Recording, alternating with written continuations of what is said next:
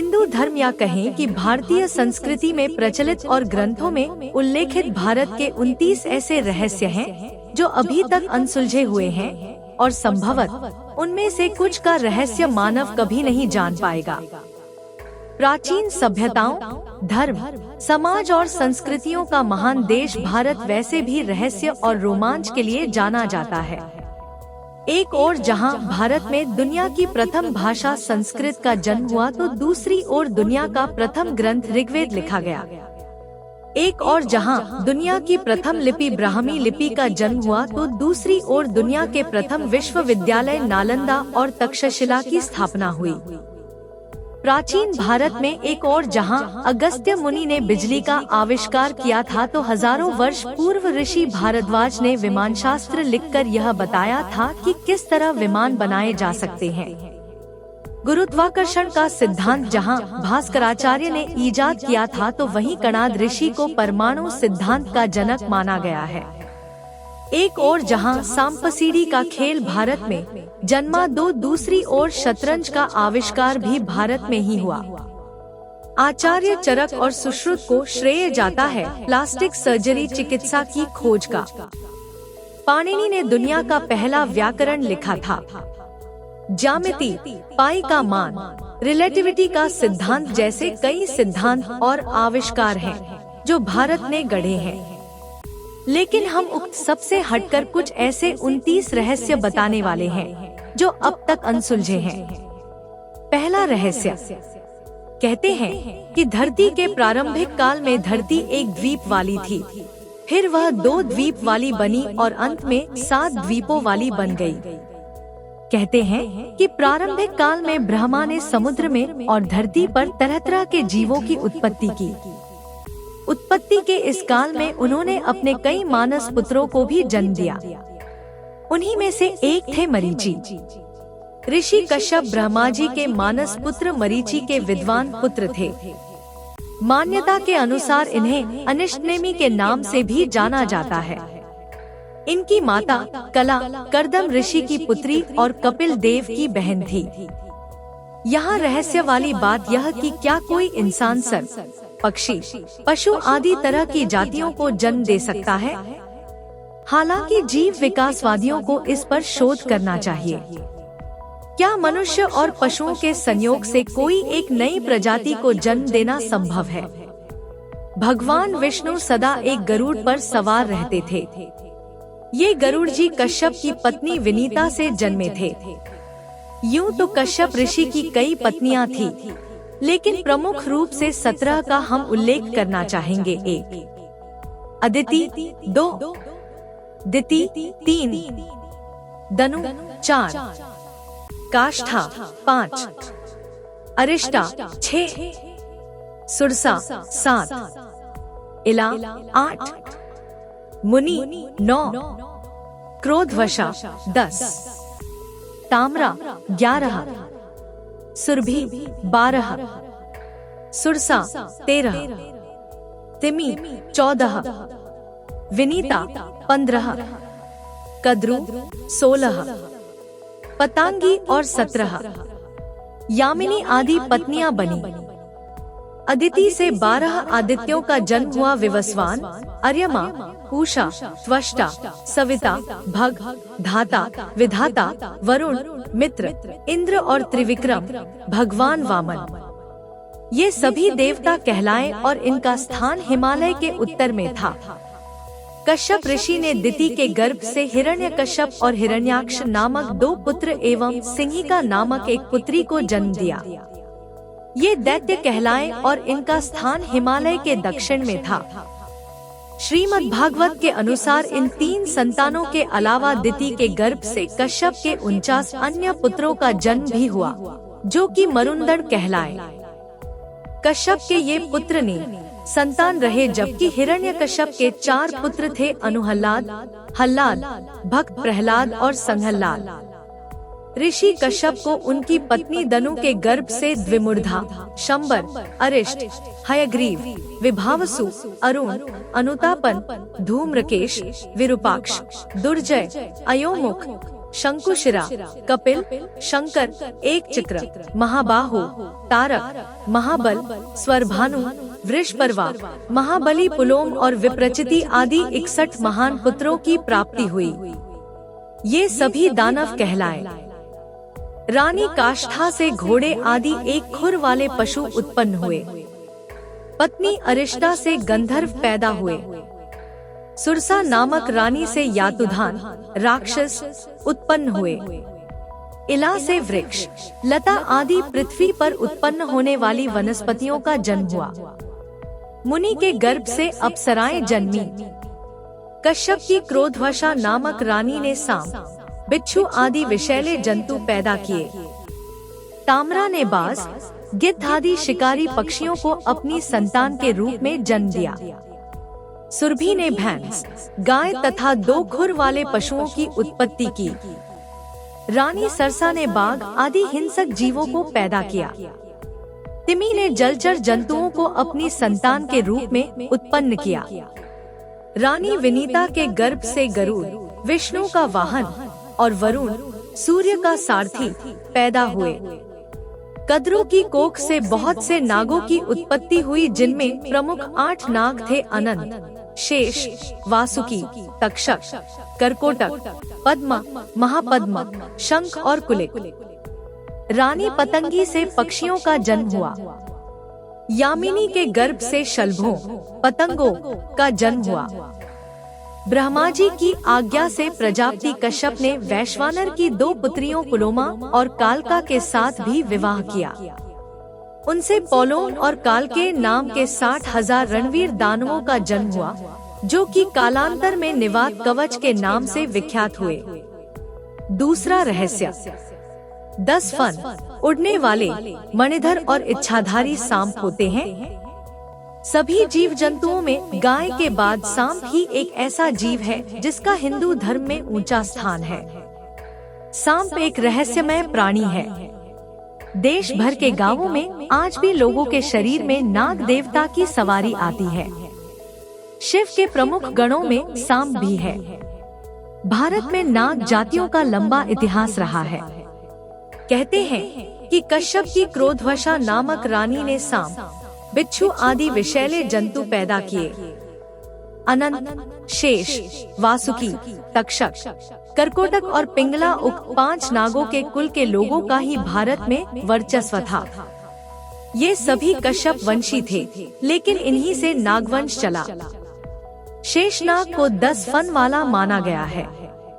भगवान विष्णु उन पर ही लेटे हुए दर्शाए गए हैं। उड़ने वाला और इच्छाधारी नाग माना जाता है कि 100 वर्ष से ज्यादा उम्र होने के बाद सर्प में उड़ने की शक्ति आ जाती है। सर्प कई प्रकार के होते हैं: मणिधारी, इच्छाधारी, उड़ने वाले, एकफनी से लेकर 10 फनी तक के सांप, जिसे शेषनाग कहते हैं। नीलमणिधारी सांप को सबसे उत्तम माना जाता है। इच्छाधारी नाग के बारे में कहा जाता है कि वह अपनी इच्छा से मानव, पशु या अन्य किसी भी जीव के समान रूप धारण कर सकता है। हालांकि वैज्ञानिक अब अपने शोध के आधार पर कहने लगे हैं कि सांप विश्व का सबसे रहस्यमय प्राणी है और दक्षिण एशिया के वर्षा वनों में उड़ने वाले सांप पाए जाते हैं। उड़ने में सक्षम इन सांपों को क्रोसोपेलिया जाति से संबंधित माना जाता है। वैज्ञानिकों ने 2 और 5 फन वाले सांपों के होने की पुष्टि की है, लेकिन 10 फन वाले सांप अभी तक नहीं देखे गए हैं। तीसरा रहस्य, क्या पारसमणि होती है? मणि एक प्रकार का चमकता हुआ पत्थर होता है। मणि को हीरे की श्रेणी में रखा जा सकता है। मणि होती थी, यह भी अपने आप में एक रहस्य है। जिसके भी पास मणि होती थी वह कुछ भी कर सकता था। ज्ञात हो कि अश्वत्थामा के पास मणि थी, जिसके बल पर वह शक्तिशाली और अमर हो गया था। रावण ने कुबेर से चंद्रकांत नाम की मणि छीन ली थी। मान्यता है कि मणियां कई प्रकार की होती थी: नीलमणि, चंद्रकांत मणि, शेष मणि, कौस्तुभ मणि, पारसमणि, लाल मणि आदि। पारसमणि से लोहे की किसी भी चीज को छुआ देने से वह सोने की बन जाती थी। कहते हैं कि कौवों को इसकी पहचान होती है और यह हिमालय के पास पास ही पाई जाती है। मणियों के महत्व के कारण ही तो भारत के एक राज्य का नाम मणिपुर है। शरीर में स्थित 7 चक्रों में से एक मणिपुर चक्र भी होता है। मणि से संबंधित कई कहानी और कथाएं समाज में प्रचलित हैं। इसके अलावा पौराणिक ग्रंथों में भी मणि के किस्से भरे पड़े हैं। चौथा रहस्य, शुक्राचार्य को मृत संजीवनी विद्या याद थी, जिसके दम पर वे युद्ध में मारे गए दैत्यों को फिर से जीवित कर देते थे। इस विद्या को सीखने के लिए गुरु बृहस्पति ने अपने एक शिष्य को शुक्राचार्य का शिष्य बनने के लिए भेजा। उसने यह विद्या सीख ली थी, लेकिन शुक्राचार्य और उनके दैत्यों को इसका जब पता चला तो उन्होंने उसका वध कर दिया। रामायण में उल्लेख मिलता है कि जब राम रावण युद्ध में मेघनाद आदि के भयंकर अस्त्र प्रयोग से समूची राम सेना मरणासन्न हो गई थी, तब हनुमान जी ने जामवंत के कहने पर वैद्यराज सुषेण को बुलाया और फिर सुषेण ने कहा कि आप द्रोणगिरी पर्वत पर जाकर 4 वनस्पतियां लाएं, मृत संजीवनी, मरे हुए को जिलाने वाली, विशाल्यकर्णी, तीर निकालने वाली, संधानकर्णी, त्वचा को स्वस्थ करने वाली, तथा सवर्णकर्णी, त्वचा का रंग बहाल करने वाली।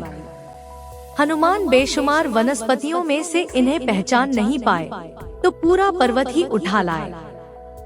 इस प्रकार लक्ष्मण को मृत्यु के मुख से खींचकर जीवन दान दिया गया। इन 4 वनस्पतियों में से मृत संजीवनी या सिर्फ संजीवनी कहें सबसे महत्वपूर्ण है, क्योंकि इसके बारे में कहा जाता है कि यह व्यक्ति को मृत्युशैया से पुनः स्वस्थ कर सकती है। सवाल यह है कि यह चमत्कारिक पौधा कौन सा है? इस बारे में कृषि विज्ञान विश्वविद्यालय बेंगलुरु और वानिकी महाविद्यालय सिरसी के doctor KN Ganeshaiah, doctor R Vasudev तथा डॉक्टर R उमाशंकर ने बेहद व्यवस्थित ढंग से इस पर शोध कर 2 पौधों को चिन्हित किया है। उन्होंने सबसे पहले तो भारत भर में विभिन्न भाषाओं और बोलियों में उपलब्ध रामायण के सारे संस्करणों को देखा कि क्या इन सब में ऐसे पौधे का जिक्र मिलता है जिसका नाम संजीवनी या इससे मिलता जुलता हो। उन्होंने भारतीय जैव अनुसंधान डेटाबेस लाइब्रेरी में 80 भाषाओं व बोलियों में अधिकांश भारतीय पौधों के बोलचाल के नामों की खोज की। उन्होंने संजीवनी या उसके पर्यायवाचियों और मिलते जुलते शब्दों की खोज की।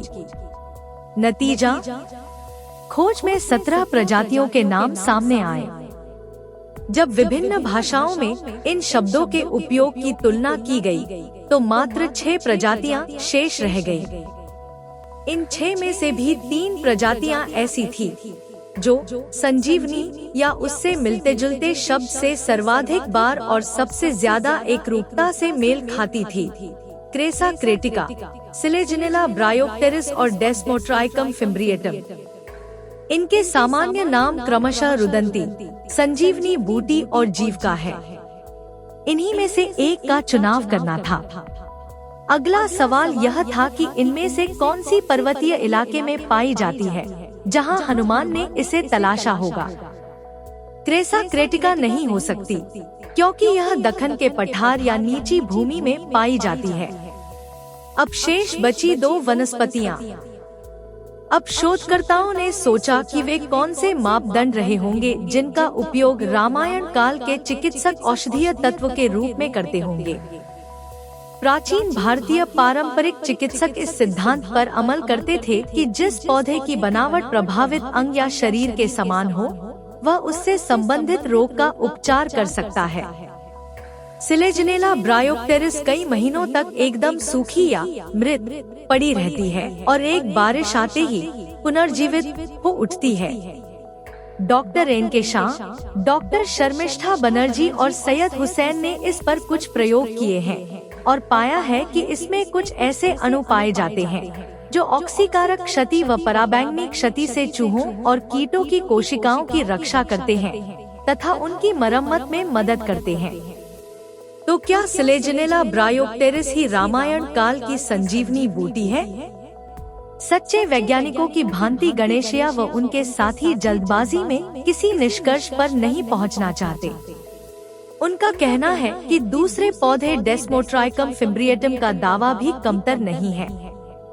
अब इन दो प्रजातियों के बीच फैसला करने के लिए और शोध की जरूरत है। इसके संपन्न होते ही रामायण कालीन संजीवनी बूटी शायद हमारे सामने होगी। भारतीय वैज्ञानिकों ने हिमालय के ऊपरी इलाके में एक अनोखे पौधे की खोज की है।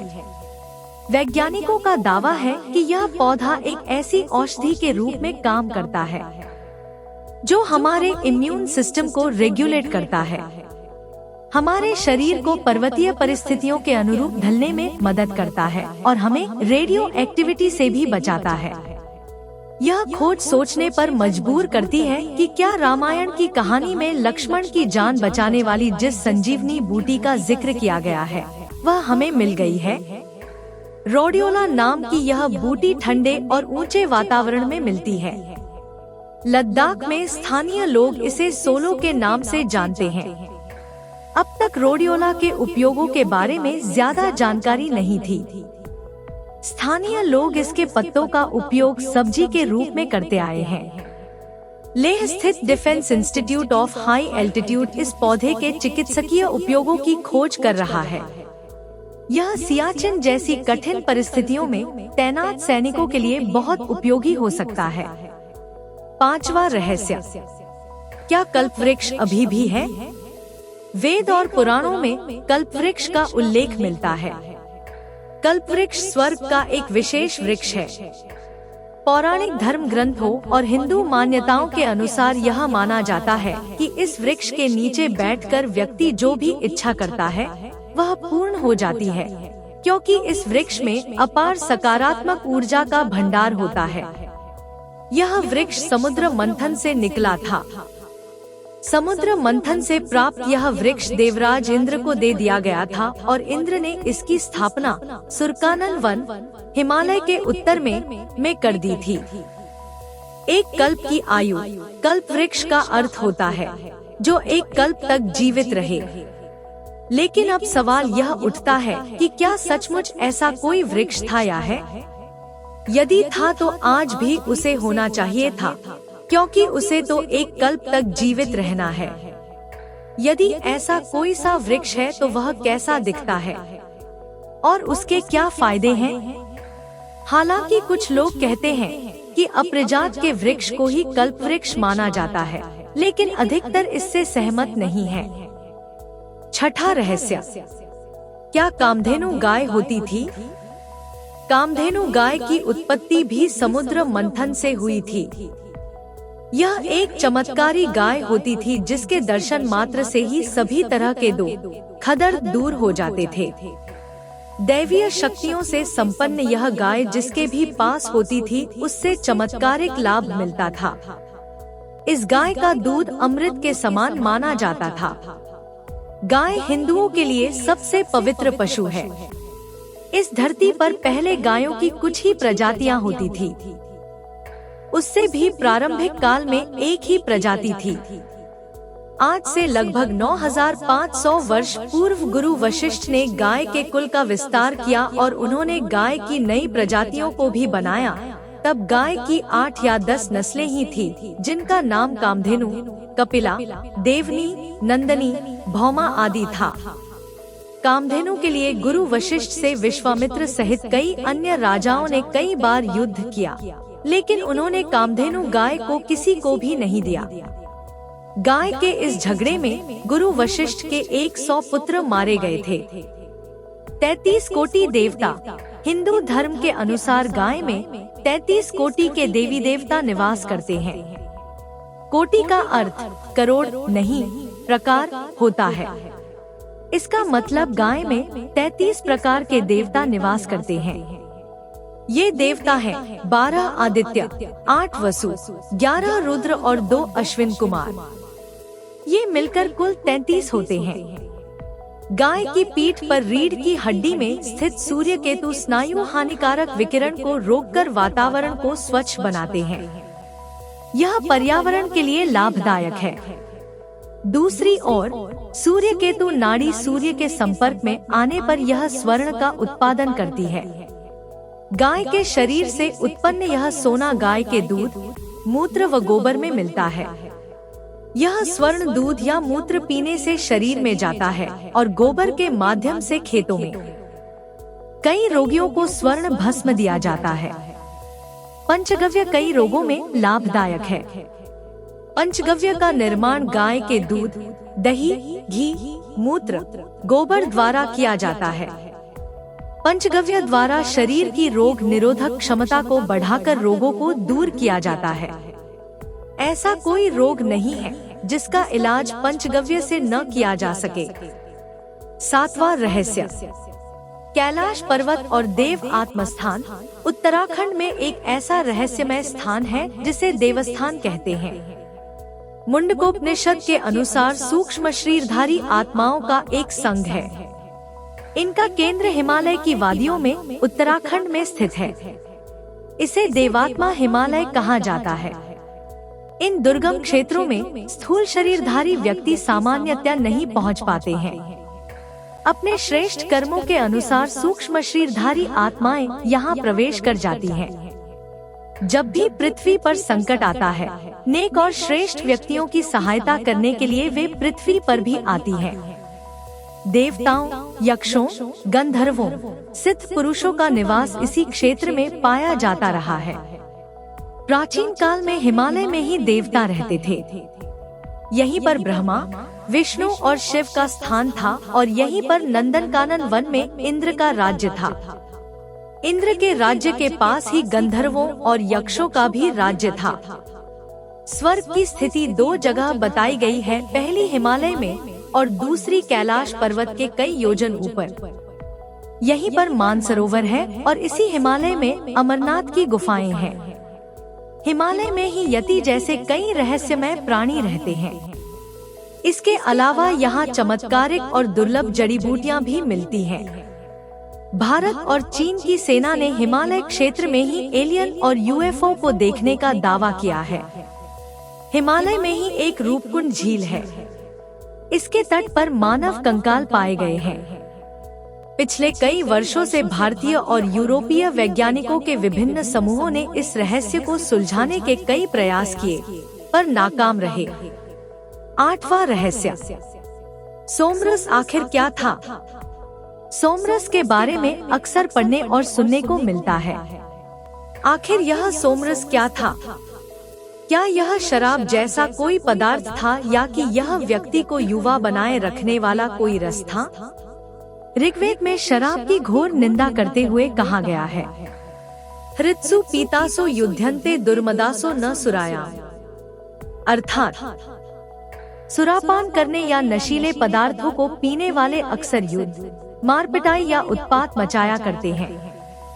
हालांकि वेदों में शराब को बुराइयों की जड़ कहा गया है, ऐसे में वे देवताओं को कैसे शराब चढ़ा सकते हैं? सुरापान और सोमरस में फर्क था।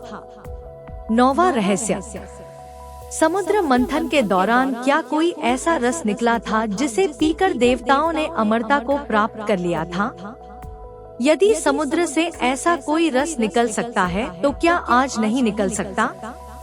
जरूरी है कि समुद्र से ही निकले। अमृत कलश के लिए देव और दैत्यों के बीच भयंकर युद्ध हुआ था। सचमुच अमृत का निकलना एक रहस्य ही है। हालांकि वैज्ञानिक ऐसी दवा बनाने में लगे हैं जिसे पीकर व्यक्ति अधिक समय तक जवान बना रह सके। अमर कौन नहीं होना चाहता? समुद्र मंथन में अमृत निकला। इसे प्राप्त करने के लिए देवताओं ने दानवों के साथ छल किया। देवता अमर हो गए। मतलब कि क्या समुद्र में ऐसा कुछ है कि उसमें से अमृत निकले? तो आज भी निकल सकता है। अभी अधिकतम 100 साल के जीवन में अनेकानेक रोग, कष्ट, संताप और झंझट है, तो अमरता प्राप्त करने पर क्या होगा? 100 वर्ष बाद वैराग्य प्राप्त कर व्यक्ति हिमालय चला जाएगा। वहाँ क्या करेगा? बोर हो जाएगा तो फिर से संसार में आकर रहेगा। बस यही सिलसिला चलता रहेगा। महाभारत में 7 चिरंजीवियों का उल्लेख मिलता है। चिरंजीवी का मतलब अमर व्यक्ति। अमर का अर्थ जो कभी मर नहीं सकते। ये 7 चिरंजीवी हैं: राजा बलि, परशुराम, विभीषण, हनुमान जी, वेदव्यास, अश्वत्थामा और कृपाचार्य। हालांकि कुछ विद्वान मानते हैं कि मार्कंडेय ऋषि भी चिरंजीवी हैं। माना जाता है कि ये सातों पिछले कई हजार वर्षों से इस धरती पर रह रहे हैं, लेकिन क्या धरती पर रहकर इतने हजारों वर्ष तक जीवित रहना संभव है? हालांकि कई ऐसे ऋषि मुनि थे जो धरती के बाहर जाकर फिर लौट आते थे और इस तरह वे अपनी उम्र फ्रिज कर बढ़ते रहते थे। हालांकि हिमालय में रहने से भी उम्र बढ़ने की संभावना बढ़ जाती है। हिंदू धर्मशास्त्रों में ऐसी कई कथाएं हैं जिसमें लिखा है कि अमरता प्राप्त करने के लिए फलां दैत्य या साधु ने घोर तप करके शिवजी को प्रसन्न कर लिया। बाद में उसे मारने के लिए भगवान के भी पसीने छूट गए। अमर होने के लिए कई ऐसे मंत्र हैं जिनके जपने से शरीर हमेशा युवा बना रहता है। महामृत्युंजय मंत्र के बारे में कहा जाता है कि इसके माध्यम से अमरता पाई जा सकती है। वेद, उपनिषद, गीता, महाभारत, पुराण, योग और आयुर्वेद में अमरत्व प्राप्त करने के अनेक साधन बताए गए हैं। आयुर्वेद में कायाकल्प की विधि उसका ही एक हिस्सा है। लेकिन अब सवाल यह उठता है कि विज्ञान इस दिशा में क्या कर रहा है? विज्ञान भी इस दिशा में काम कर रहा है कि किस तरह व्यक्ति अमर हो जाए, अर्थात कभी नहीं मरे। सावित्री सत्यवान की कथा तो आपने सुनी ही होगी। सावित्री ने यमराज से अपने पति सत्यवान के प्राण वापस ले लिए थे। सावित्री और यमराज के बीच लंबा संवाद हुआ। इसके बाद भी यह पता नहीं चलता है कि सावित्री ने ऐसा क्या किया कि सत्यवान फिर से जीवित हो उठा। इस जीवित कर देने या हो जाने की प्रक्रिया के बारे में महाभारत भी मौन है। जरूर सावित्री के पास कोई प्रक्रिया रही होगी। जिस दिन यह प्रक्रिया वैज्ञानिक ढंग से ज्ञात हो जाएगी, हम अमरत्व प्राप्त कर लेंगे। आपने अमरबेल का नाम सुना होगा। विज्ञान चाहता है कि मनुष्य भी इसी तरह का बन जाए, काया पलट करता रहा और जिंदा बना रहे। वैज्ञानिकों का एक समूह चरणबद्ध ढंग से इंसान को अमर बनाने में लगा हुआ है। समुद्र में जेलीफिश, टेयुलरीटोप्सिस न्यूट्रिकुला नामक मछली पाई जाती है। यह तकनीकी दृष्टि से कभी नहीं मरती है। हाँ, यदि आप इसकी हत्या कर दें या कोई अन्य जीव जेलीफिश का भक्षण कर ले, फिर तो उसे मरना ही है। इस कारण इसे इमोर्टल जेलीफिश भी कहा जाता है। जेलीफिश बुढ़ापे से बाल्यकाल की ओर लौटने की क्षमता रखती है। अगर वैज्ञानिक जेलीफिश के अमरता के रहस्य को सुलझा लें, तो मानव अमर हो सकता है। क्या कर रहे हैं वैज्ञानिक? वैज्ञानिक अमरता के रहस्यों से पर्दा हटाने की दिशा में तेजी से आगे बढ़ रहे हैं। बढ़ती उम्र के प्रभाव को रोकने के लिए कई तरह की दवाइयों और सर्जरी का विकास किया जा रहा है। अब इसमें योग और आयुर्वेद को भी महत्व दिया जाने लगा है। बढ़ती उम्र के प्रभाव को रोकने के बारे में आयोजित एक व्यापक सर्वे में पाया गया कि उम्र बढ़ाने वाली गोली को बनाना संभव है। रूस के साइबेरिया के जंगलों में एक औषधि पाई जाती है जिसे जिंगसिंग कहते हैं। चीन के लोग इसका ज्यादा इस्तेमाल करके देर तक युवा बने रहते हैं। जर्नल नेचर में प्रकाशित puzzle promise and cure of ageing नामक रिव्यू में कहा गया है कि आने वाले दशकों में इंसान का जीवन काल बढ़ा पाना लगभग संभव हो पाएगा। अखबार डेली टेलीग्राफ के अनुसार एज रिसर्च पर बक इंस्टीट्यूट कैलिफोर्निया के डॉक्टर जूडिथ कैंपसी ने बताया कि सिंपल ऑर्गेनिज्म के बारे में मौजूदा नतीजों से इसमें कोई शक नहीं कि जीवन काल को बढ़ाया घटाया जा सकता है। पहले भी कई स्टडीज में पाया जा चुका है कि अगर बढ़ती उम्र के असर को उजागर करने वाले जेनेटिक प्रोसेस को बंद कर दिया जाए, तो इंसान हमेशा जवान बना रह सकता है। जर्नल सेल के जुलाई के अंक में प्रकाशित एक रिसर्च रिपोर्ट में कहा गया कि बढ़ती उम्र का प्रभाव जेनेटिक प्लान का हिस्सा हो सकता है, शारीरिक गतिविधियों का नतीजा नहीं। खोज और रिसर्च जारी है। 10वां रहस्य, बर्बरीक महान पांडव भीम के पुत्र घटोत्कच और नागकन्या अहिलवती के पुत्र थे। कहीं कहीं पर मुर दैत्य की पुत्री कामकंटकटा के उदर से भी इनके जन्म होने की बात कही गई है। बर्बरीक और घटोत्कच के बारे में कहा जाता है कि ये दोनों ही विशालकाय मानव थे। घटोत्कच ने कौरवों की सेना में कोहराम मचा दिया था। आखिरकार कर्ण ने उस अस्त्र का उपयोग किया जिसे वह अर्जुन पर चलाना चाहते थे और घटोत्कच मारा गया। महाभारत का युद्ध जब तय हो गया तो बर्बरीक ने भी युद्ध में सम्मिलित होने की इच्छा व्यक्त की और मां को हारे हुए पक्ष का साथ देने का वचन दिया। बर्बरीक अपने नीले रंग के घोड़े पर सवार होकर 3 बाण और धनुष के साथ कुरुक्षेत्र की रणभूमि की ओर अग्रसर हुए। बर्बरीक के लिए 3 बाण ही काफी थे, जिसके बल पर वे कौरव और पांडवों की पूरी सेना को समाप्त कर सकते थे। यह जानकर भगवान कृष्ण ने ब्राह्मण के वेश में उनके सामने उपस्थित होकर उनसे दान में छलपूर्वक उनका शीश मांग लिया।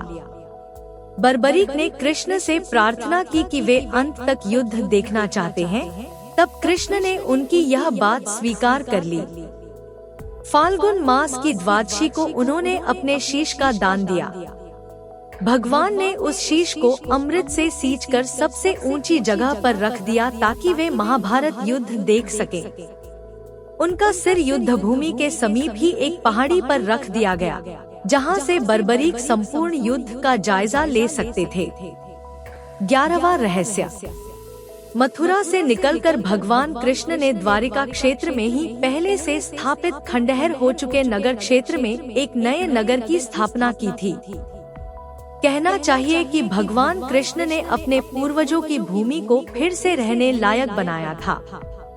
प्राचीन इतिहास की खोज करने वाले इतिहासकारों के अनुसार द्वारिका विश्व का सबसे रहस्यमय शहर है। इस शहर पर अभी भी शोध जारी है। कई द्वारों का शहर होने के कारण द्वारिका इसका नाम पड़ा। इस शहर के चारों ओर बहुत ही लंबी दीवार थी जिसमें कई द्वार थे। वह दीवार आज भी समुद्र के तल में स्थित है। भारत के सबसे प्राचीन नगरों में से एक है द्वारिका। ये 7 नगर हैं: द्वारिका, मथुरा, काशी, हरिद्वार, अवंतिका, कांची और अयोध्या। द्वारिका को द्वारावती, कुशस्थली, आनर्तक, ओखा मंडल, गोमती द्वारिका, चक्रतीर्थ, अंतरद्वीप, वारिदुर्ग, उद्धिमध्य स्थान भी कहा जाता है। गुजरात राज्य के पश्चिमी सिरे पर समुद्र के किनारे स्थित 4 धामों में से एक धाम और 7 पवित्र पुरियों में से एक पुरी है द्वारिका। द्वारिका 2 है: गोमती द्वारिका, बेट द्वारिका। गोमती द्वारिका धाम है, बेट द्वारिका पुरी है। बेट द्वारिका के लिए समुद्र मार्ग से जाना पड़ता है। एक समय था जब लोग कहते थे कि द्वारिका नगरी एक काल्पनिक नगर है, लेकिन इस कल्पना को सच साबित कर दिखाया आर्कियोलॉजिस्ट प्रोफेसर SR राव ने। प्रोफेसर राव ने मैसूर विश्वविद्यालय से पढ़ाई करने के बाद बड़ौदा में राज्य पुरातत्व विभाग ज्वाइन कर लिया था। उसके बाद भारतीय पुरातत्व विभाग में काम किया। प्रोफेसर राव और उनकी टीम ने 1979 से 80 में समुद्र में 560 मीटर लंबी द्वारिका की दीवार की खोज की। साथ में उन्हें वहां पर उस समय के बर्तन भी मिले, जो 1528 ईसा पूर्व से 3000 ईसा पूर्व के हैं। इसके अलावा सिंधु घाटी सभ्यता के भी कई अवशेष उन्होंने खोजे। उस जगह पर भी उन्होंने खुदाई में कई रहस्य खोले, जहां पर कुरुक्षेत्र का युद्ध हुआ था। 12वां रहस्य। गुफाएं तो भारत में बहुत है, लेकिन अजंता एलोरा की गुफाओं के बारे में वैज्ञानिक कहते हैं कि ये किसी एलियंस के समूह ने बनाई हैं। यहाँ पर एक विशालकाय कैलाश मंदिर है। आर्कियोलॉजिस्टों के अनुसार इसे कम से कम 4000 वर्ष पूर्व बनाया गया था। 40 लाख टन की चट्टानों से बनाए गए इस मंदिर को किस तकनीक से बनाया गया होगा, यह आज की आधुनिक इंजीनियरिंग के बस की भी बात नहीं है। माना जाता है कि एलोरा की गुफाओं के अंदर नीचे एक सीक्रेट शहर है। आर्कियोलॉजिकल और जियोलॉजिस्ट की रिसर्च से यह पता चला कि ये कोई सामान्य गुफाएं नहीं हैं। इन गुफाओं को कोई आम इंसान या आज की आधुनिक तकनीक नहीं बना सकती। यहाँ एक ऐसी सुरंग है जो इसे अंडरग्राउंड शहर में ले जाती है। 13वां रहस्य, क्या सचमुच ही कर्ण के कवच और कुंड आज भी बनाए जा सकते हैं? भगवान कृष्ण यह भलीभांति जानते थे कि जब तक कर्ण के पास उसका कवच और कुंडल है, तब तक उसे कोई नहीं मार सकता। ऐसे में अर्जुन की सुरक्षा की कोई गारंटी नहीं। उधर देवराज इंद्र भी चिंतित थे, क्योंकि अर्जुन उनका पुत्र था। भगवान कृष्ण और देवराज इंद्र दोनों जानते थे कि जब तक कर्ण के पास पैदाइशी कवच और कुंडल है, वह युद्ध में अजय रहेगा। तब कृष्ण ने देवराज इंद्र को एक उपाय बताया और फिर देवराज इंद्र एक ब्राह्मण के वेश में पहुंच गए कर्ण के द्वार। देवराज भी सभी के साथ लाइन में खड़े हो गए। कर्ण सभी को कुछ न कुछ दान देते जा रहे थे। बाद में जब देवराज का नंबर आया तो दानी कर्ण ने पूछा, विप्रवर आज्ञा कीजिए, किस वस्तु की अभिलाषा लेकर आए हैं? तब देवराज इंद्र ने छल से उनके कवच और कुंडल दान में ले लिए थे। 14वां रहस्य, कहां से आया सुदर्शन चक्र? कहते हैं कि सुदर्शन चक्र एक ऐसा अचूक अस्त्र था कि जिसे छोड़ने के बाद यह लक्ष्य का पीछा करता था और उसका काम तमाम करके वापस छोड़े गए स्थान पर आ जाता था। इस चक्र को विष्णु की तर्जनी अंगुली में घूमते हुए बताया जाता है। सबसे पहले यह चक्र उन्हीं के पास था। पुराणों के अनुसार विभिन्न देवताओं के पास अपने अपने चक्र हुआ करते थे। सभी चक्रों की अलग अलग क्षमता होती थी और सभी के चक्रों के नाम भी होते थे। महाभारत युद्ध में भगवान कृष्ण के पास सुदर्शन चक्र था। यह सुदर्शन चक्र कहां से आया था और चक्रों का जन्मदाता कौन था? क्या आज भी इस तरह का अस्त्र बनाया जा सकता है, या कि यह एक चमत्कारिक शक्ति से ही संचालित होता था, किसी मशीन द्वारा नहीं? ऐसे कई सवाल हैं जिनका रहस्य अभी भी बरकरार है। हालांकि आजकल ऐसी मिसाइलें बनने लगी हैं जो लक्ष्य को भेदकर आपस लौट आती हैं, लेकिन चक्र जैसा अस्त्र तो सचमुच ही अद्भुत है। 15वां रहस्य, आज पश्चिमी देशों में तरह तरह की जादू विद्या लोकप्रिय है और समाज में हर वर्ग के लोग इसका अभ्यास करते हैं। एक समय था जब भारत में जादूगरों की भरमार थी। इस देश में एक से एक जादूगर, सम्मोहनविद, इंद्रजाल, नेट, सपेरे और करतब दिखाने वाले होते थे। बंगाल का काला जादू तो विश्व प्रसिद्ध था। यूरोप की कल्पना में भारत सदा से बेहिसाब संपत्ति और अलौकिक घटनाओं का एक अविश्वसनीय देश रहा है, जहां बुद्धिमान, जादूगर, सिद्ध आदि व्यक्तियों की संख्या सामान्य से कुछ अधिक थी। विदेशी भ्रमणकर्ताओं और व्यापारियों ने भारत से कई तरह का जादू सीखा और उसे अपने देश में ले जाकर विकसित किया। बाद में इसी तरह के जादू का इस्तेमाल धर्म प्रचार के लिए किया गया। आजकल भारत जादू के मामले में पिछड़ गया है। एक समय था जब सोवियत संघ और रोम में जादूगरों पर प्रतिबंध लगा दिया गया था और हजारों जादूगरों का कत्ल कर दिया गया था। लेकिन आजकल अमेरिका और यूरोप के कई देशों में आज भी जादूगरों की धूम है। भारत में सड़क या चौराहे पर जादूगर एक जादू दिखाते थे जिसे रस्सी का जादू या करतब कहा जाता था। बीन या पुंगी की धुन पर वह रस्सी सांप के पिटारे से निकलकर आसमान में चली जाती थी और जादूगर उस हवा में झूलती रस्सी पर चढ़कर आसमान में कहीं गायब हो जाता था। अंग्रेजों के काल में किसी ने यह जादू दिखाया था। उसके बाद से इस जादू के बारे में सुना ही जाता है।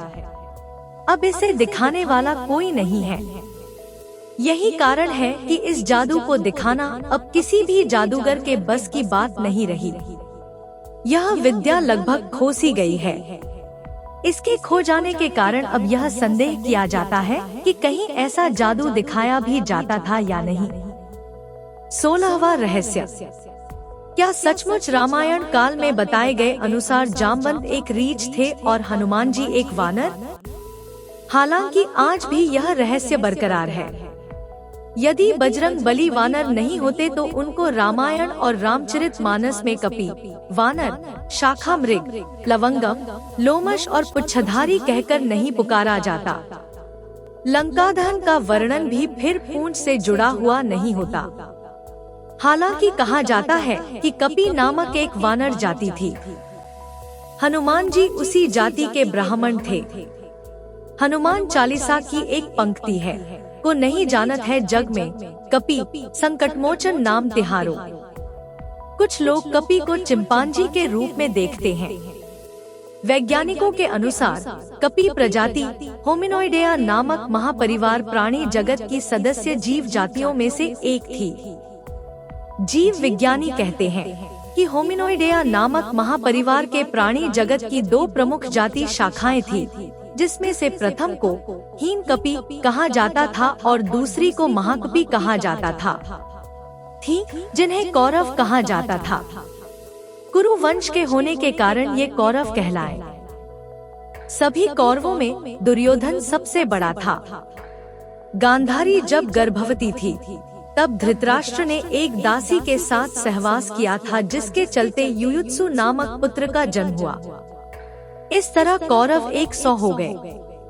युयुत्सु एन वक्त पर कौरवों की सेना को छोड़कर पांडवों की सेना में शामिल हो गया था।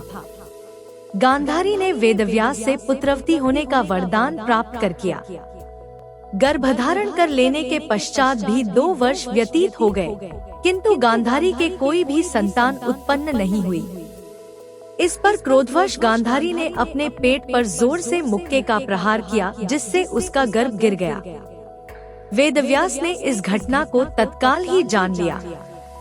वे गांधारी के पास आकर बोले, गांधारी, तूने बहुत गलत किया। मेरा दिया हुआ वर कभी मिथ्या नहीं जाता। अब तुम शीघ्र ही 100 कुंड तैयार करवाओ और उनमें घी भरवा दो। वेदव्यास ने गांधारी के गर्भ से निकले मांस पिंड पर अभिमंत्रित जल छिड़का, जिससे उस पिंड के अंगूठे के पोरुए के बराबर 100 टुकड़े हो गए। वेदव्यास ने उन टुकड़ों को गांधारी के बनवाए हुए 100 कुंडों में रखवा दिया और उन कुंडों को 2 वर्ष पश्चात खोलने का आदेश देकर अपने आश्रम चले गए। 2 वर्ष बाद सबसे पहले कुंड से दुर्योधन की उत्पत्ति हुई। फिर उन कुंडों से धृतराष्ट्र के शेष 99 पुत्र एवं शला नामक एक कन्या का जन्म हुआ। अब सवाल उठता है कि क्या ऐसा हुआ था? ऐसा कैसे संभव है? आजकल टेस्ट ट्यूब बेबी के बारे में जरूर सुनते हैं, लेकिन 99 पुत्रों का एक साथ जन्म सचमुच एक रहस्य ही है। 19वां रहस्य, क्या इच्छा मृत्यु प्राप्त की जा सकती है? भीष्म पितामह के बारे में कहा जाता है कि उनको इच्छा मृत्यु का वरदान प्राप्त था।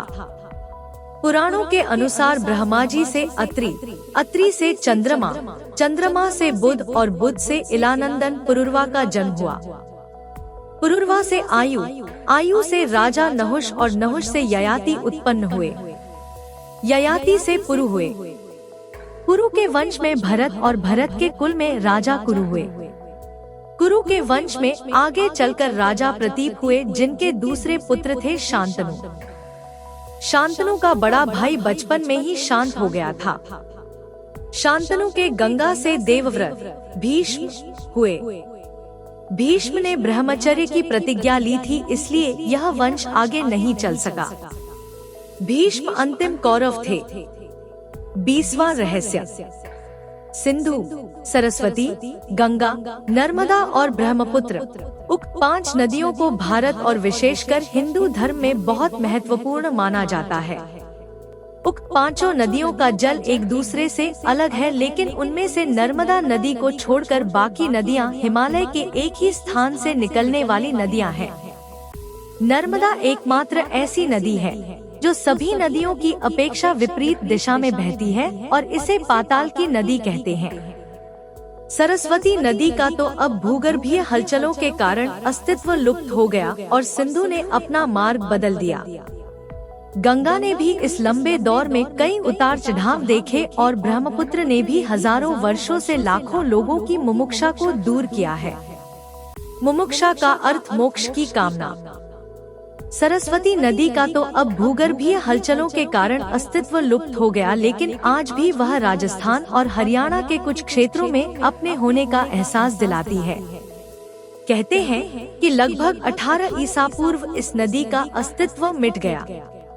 इस नदी के किनारे बैठकर ही वेद की ऋचाओं का जन्म हुआ और भगवान ब्रह्मा ने अपने कई महत्वपूर्ण यज्ञ संपन्न किए। प्राचीन सभ्यताओं की जननी सरस्वती नदी आज भी एक रहस्य है उन लोगों को लिए जो जानबूझकर इसका अस्तित्व नहीं स्वीकारना चाहते हैं। शोधानुसार यह सभ्यता लगभग 9000 ईसा पूर्व अस्तित्व में आई थी और 3000 ईसा पूर्व उसने स्वर्ण युग देखा और लगभग 1800 ईसा पूर्व आते आते यह लुप्त हो गया। कहा जाता है कि 1800 ईसा पूर्व के आसपास किसी भयानक प्राकृतिक आपदा के कारण एक और जहां सरस्वती नदी लुप्त हो गई, वहीं दूसरी ओर इस क्षेत्र के लोगों ने पश्चिम की ओर पलायन कर दिया। पुरातत्ववेत्ता मेसोपोटामिया 5000 से 300 ईसा पूर्व को सबसे प्राचीन बताते हैं, लेकिन अभी सरस्वती सभ्यता पर शोध किए जाने की आवश्यकता है। यह एक रहस्य ही है कि आखिरकार गंगा नदी का पानी क्यों नहीं सड़ता। हालांकि वैज्ञानिक बताते हैं कि इस नदी में 3 तरह के ऐसे बैक्टीरिया पाए जाते हैं जो अन्य सभी तरह के बैक्टीरियाओं को खा जाते हैं, जिसके चलते इसका पानी सड़ता नहीं है। मान्यता अनुसार यह भारत की सबसे पवित्र और रहस्यमय नदी है। इसे राम के वंशज राजा भगीरथ ने स्वर्ग से नीचे उतारा था। 21वां रहस्य गया है। विनीता दक्ष कन्या थी। गरुड़ के बड़े भाई का नाम अरुण है, जो भगवान सूर्य के रथ का सारथी है। पक्षीराज गरुड़ को जीव विज्ञान में लेप्टोटाइल्स जावानिकस कहते हैं। यह international union conservation of nature की रेड लिस्ट यानी विलुप्त प्राय पक्षी की श्रेणी में है। पंचतंत्र में गरुड़ की कई कहानियां हैं।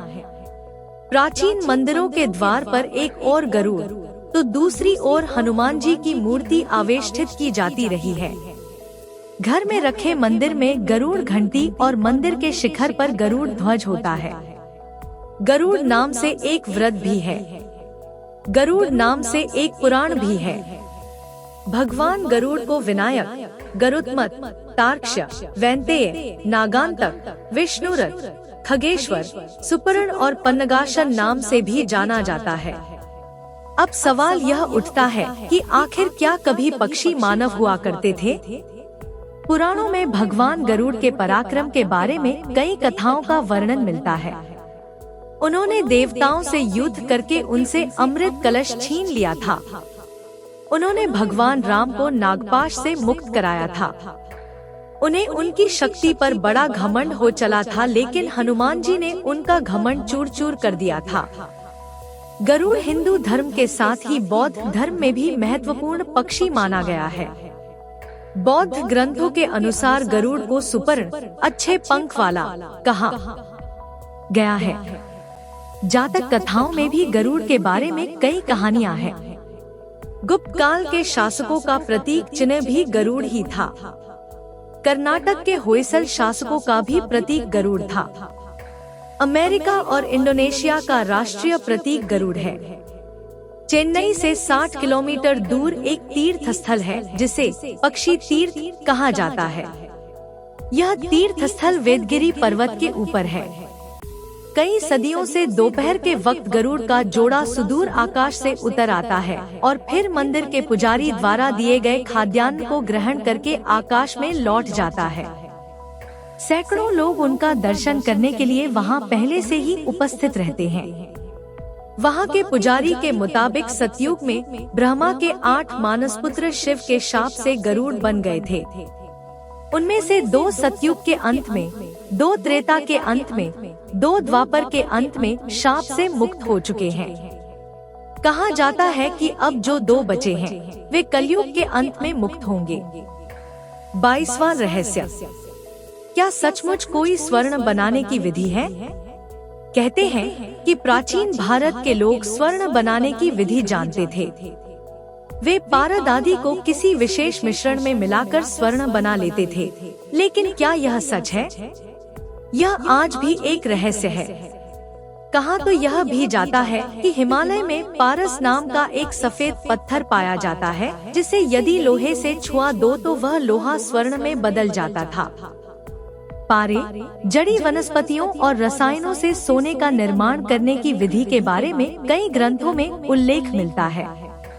प्राचीन भारत में सोना बनाने की एक रहस्यमय विद्या थी।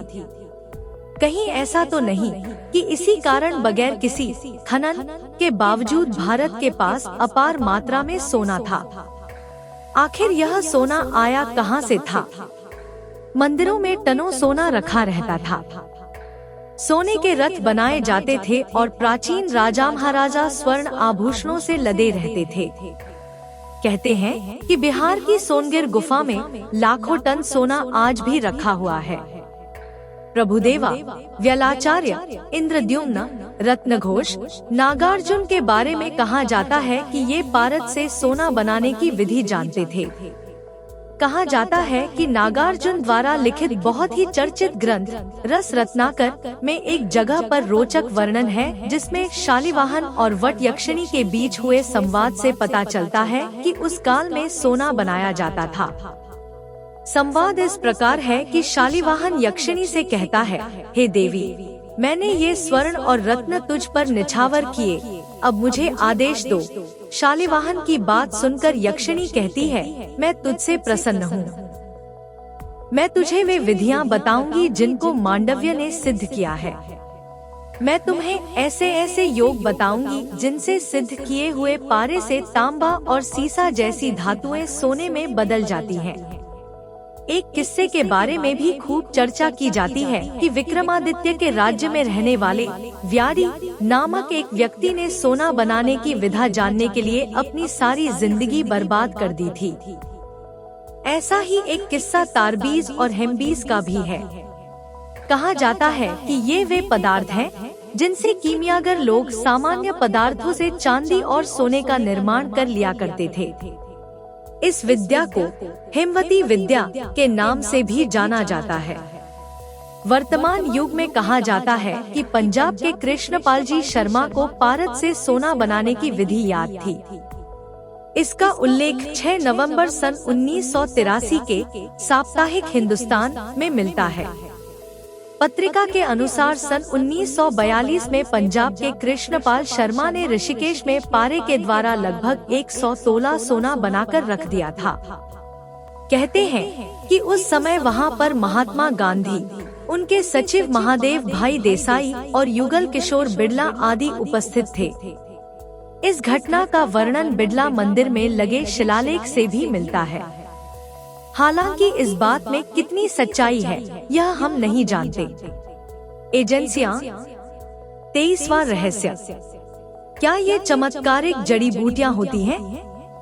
सिद्धि देने वाली जड़ी बूटी गुलतुरा दिव्यता के लिए, ताप सद्रुम भूतादि ग्रह निवारक, शल दरिद्रतानाशक, भोजपत्र ग्रह बाधाएं निवारक, विष्णुकांता शत्रुनाशक, मंगल्य तांत्रिक क्रियानाशक, गुलबास दिव्यता प्रदान करता, जीवक ऐश्वर्यदायिनी, गोरोचन वशीकरण, गुग्गल चामुंडू सिद्धि, अगस्त पितृदोष नाशक, अपमार्ग बाजीकरण, आंधी झाड़ा, भस्मक रोग भूख प्यास नाशक, श्वेत अपराजिता दरिद्रानाशक, हत्था जोड़ी वशीकरण, समोवल्ली मृत्युनाशक, शिलाजीत नपुंसकतानाशक, अश्वगंधा वीर्यवर्धक आदि, बांदा चुंबकीय शक्ति प्रदाता, श्वेत और काली गुंजा भूत पिशाचनाशक, उटकटारी राजयोग दाता, मयूर शिका दुष्टात्मानाशक और काली हल्दी तांत्रिक प्रयोग हेतु आदि ऐसी अनेक जड़ी बूटियां हैं जो व्यक्ति के सांसारिक और आध्यात्मिक जीवन को साधने में महत्वपूर्ण मानी गई है। हालांकि इसी तरह की अन्य कई हजारों जड़ी बूटियों का रहस्य बरकरार है। 24वां रहस्य, प्राचीन काल में तिब्बत को त्रिविष्टप कहते थे। यह अखंड भारत का ही हिस्सा हुआ करता था। तिब्बत को चीन ने अपने कब्जे में ले रखा है। तिब्बत में दार्जिलिंग से 30 मिनट की दूरी पर है यह यम का द्वार। यम का द्वार पवित्र कैलाश पर्वत के रास्ते में पड़ता है। इसकी परिक्रमा करने के बाद ही कैलाश यात्रा शुरू होती है। हिंदू मान्यता के अनुसार इसे मृत्यु के देवता यमराज के घर का प्रवेश द्वार माना जाता है। यह कैलाश पर्वत की परिक्रमा यात्रा के शुरुआती पॉइंट पर है। तिब्बती लोग इसे चोटेन कांग नगे के नाम से जानते हैं, जिसका मतलब होता है 2 पैर वाले स्तूप। ऐसा कहा जाता है कि यहाँ रात में रुकने वाला जीवित नहीं रह पाता। ऐसी कई घटनाएं हो भी चुकी हैं, लेकिन इसके पीछे के कारणों का खुलासा आज तक नहीं हो पाया है। साथ ही यह मंदिरनुमा द्वार किसने और कब बनाया, इसका कोई प्रमाण नहीं है। ढेरों शोध हुए, लेकिन कोई नतीजा नहीं निकल सका।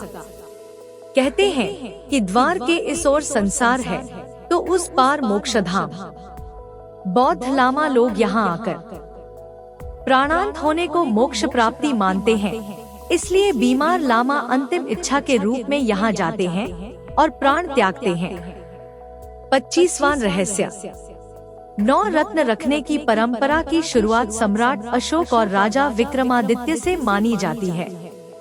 उनके ही अनुसार बाद के राजाओं ने भी इस परंपरा को निभाया। अकबर ने अपने दरबार में 9 रत्नों की नियुक्ति की थी। कुछ लोग कहते हैं कि अशोक के साथ ऐसे 9 लोग थे जो उनको निर्देश देते थे, जिनके निर्देश और सहयोग के बल पर ही अशोक ने महान कार्यों को अंजाम दिया। ये 9 लोग कौन थे, इसका रहस्य आज भी बरकरार है। क्या वे मनुष्य थे या देवता? सम्राट अशोक को देवानाम प्रिय अशोक मौर्य सम्राट कहा जाता था।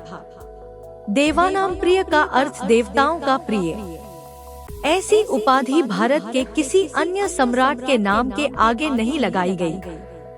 अब सवाल यह उठता है कि सम्राट अशोक के साथ वे कौन 9 लोग थे जिनके बारे में कहा जाता है कि उनमें से प्रत्येक के पास अपने अपने ज्ञान की विशेषता थी, अर्थात उनमें से प्रत्येक विशेष ज्ञान से युक्त था और अंत में सम्राट अशोक ने उनके ज्ञान को दुनिया से छुपा कर रखा। वे ही लोग थे जिन्होंने बड़े बड़े स्तूप बनवाए और जिन्होंने विज्ञान और टेक्नोलॉजी में भी भारत को समृद्ध बनाया। कहा जाता है कि उनके ज्ञान को एक पुस्तक के रूप से संग्रहित किया गया था। जिस पुस्तक को किसी विशेष व्यक्ति को सुपुर्द किया गया, उसने पीढ़ी दर पीढ़ी उस पुस्तक या उसके ज्ञान को आगे फैलाया। हालांकि यह रहस्य आज भी बरकरार है। 26वां रहस्य। क्या रावण के 10 सिर थे? सचमुच यह एक रहस्यमय बात ही है कि किसी के 3, 4 या 10 सिर हों।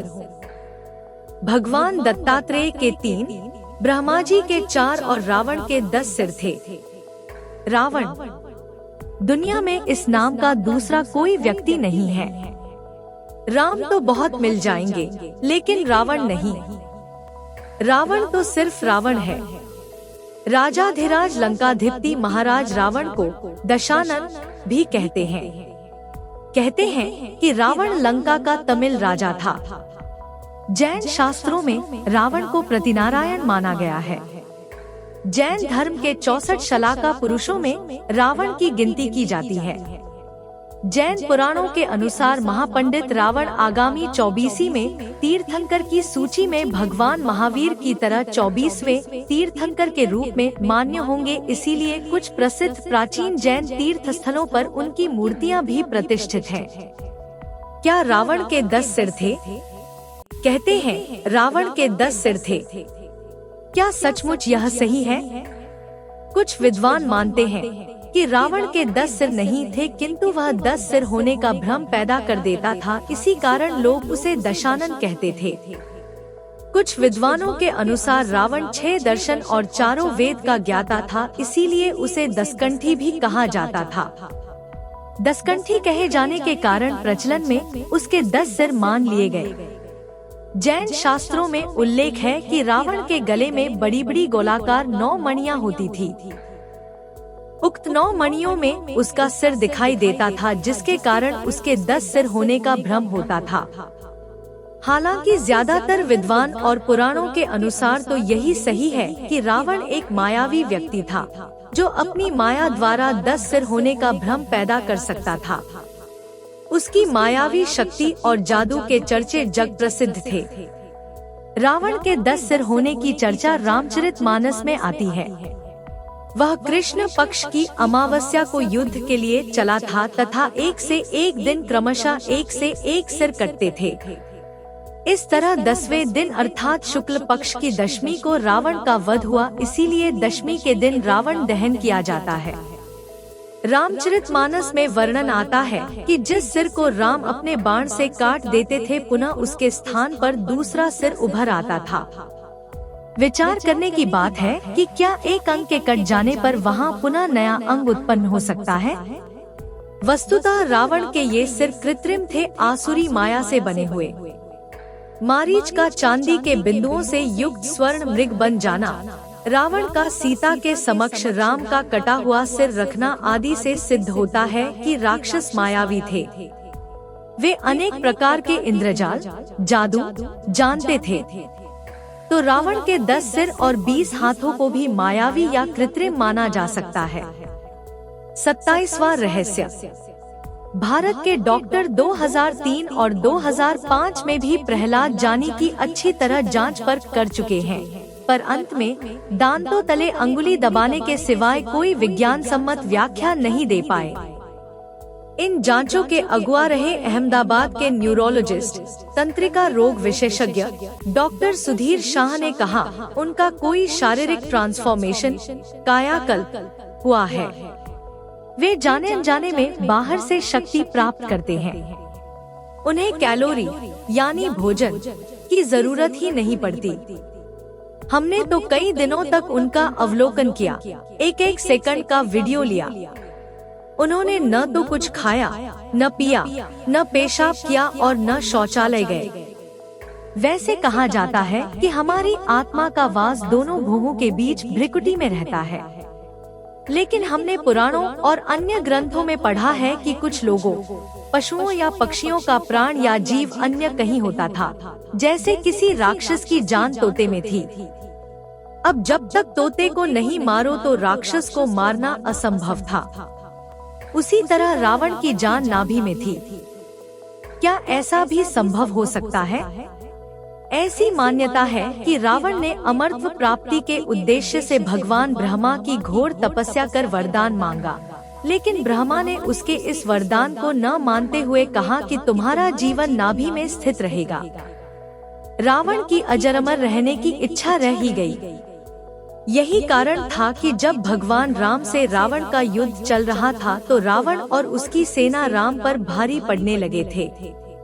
ऐसे में विभीषण ने राम को यह राज बताया कि रावण का जीवन उसकी नाभि में है, नाभि में ही अमृत है। तब राम ने रावण की नाभि में तीर मारा और रावण मारा गया। हालांकि रावण की जान तो नाभि में थी, लेकिन हमने पढ़ा है कि कई दैत्यों, दानवों, राक्षसों आदि की जान उनके खुद के शरीर से बाहर कहीं और सुरक्षित रखी होती थी। राक्षस की जान तोते में थी। तोते की गर्दन मोड़ो तो राक्षस की गर्दन मुड़ जाती थी। 28वां रहस्य। बिगफुट कर रहा है मानव की तबाही का इंतजार, क्योंकि वही है धरती की असली प्राकृतिक प्रजाति। आज का इंसान तो स्टार प्रोडक्ट है, जबकि बिगफुट से इंसानों ने धरती को छीन लिया और उन्हें छुपने पर मजबूर कर दिया। आधुनिक जीव वैज्ञानिक तो यही मानते हैं। पूरे विश्व में इन्हें अलग अलग नामों से पुकारा जाता है। तिब्बत और नेपाल में इन्हें येती का नाम दिया जाता है, तो ऑस्ट्रेलिया में योवी के नाम से जाना जाता है। भारत में इसे यति कहते हैं। यति मानव का वर्णन पुराणों और अन्य भारतीय ग्रंथों में बहुत मिलता है। कहते हैं कि वे हिमालय में कहीं रहते हैं और बहुत कम ही लोगों को दिखाई देते हैं। हालांकि अब तक उनके होने की पुष्टि नहीं हो पाई है, लेकिन कई लोग उनको देखे जाने का दावा करते हैं। भारत के कश्मीर, उत्तराखंड, हिमाचल, सिक्किम, अरुणाचल आदि राज्यों के लोग उनको देखे जाने का दावा करते आए हैं। नेपाल और तिब्बत के लोग भी यति मानव के होने में विश्वास करते हैं। 29वां रहस्य। आज भी भारत की धरती पर ऐसे कई लोग हैं जिन्होंने कई वर्षों से भोजन नहीं किया, लेकिन वे सूर्य योग के बल पर आज भी स्वस्थ और जिंदा हैं। भूख और प्यास से मुक्त सिर्फ सूर्य के प्रकाश के बल पर वे जिंदा हैं। प्राचीन काल में ऐसे कई सूर्य साधक थे जो सूर्य उपासना के बल पर भूख प्यास से मुक्त ही नहीं रहते थे, बल्कि सूर्य की शक्ति से इतनी ऊर्जा हासिल कर लेते थे कि वे किसी भी प्रकार का चमत्कार कर सकते थे। उनमें से ही एक सुग्रीव के भाई बाली का नाम भी लिया जाता है। बाली में ऐसी शक्ति थी कि वह जिससे भी लड़ता था तो उसकी आधी शक्ति छीन लेता था। वर्तमान युग में प्रहलाद जानी इस बात का पुख्ता उदाहरण है कि बगैर खाए पिए व्यक्ति जिंदगी गुजार सकता है। गुजरात में मेहसाणा जिले के प्रहलाद जानी एक ऐसा चमत्कार बन गए हैं जिसने विज्ञान को चौतरफा चक्कर में डाल दिया है। वैज्ञानिक समझ नहीं पा रहे हैं कि आखिर ऐसा कैसे संभव हो रहा है।